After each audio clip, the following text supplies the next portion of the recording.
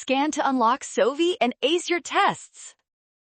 Tracing this Java code segment is actually super fast if you focus on the loop direction. Let's find out exactly what prints to the console.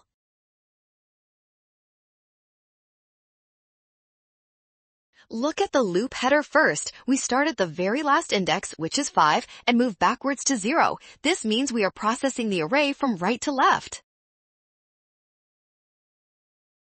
Inside the loop, we only print the index if the value at that position is greater than 2. We must check every single number in the array to see if it qualifies. Indices 5, 3, 2, and 0 hold values 6, 8, 9, and 4. These exceed 2, printing in that order. Option E wins.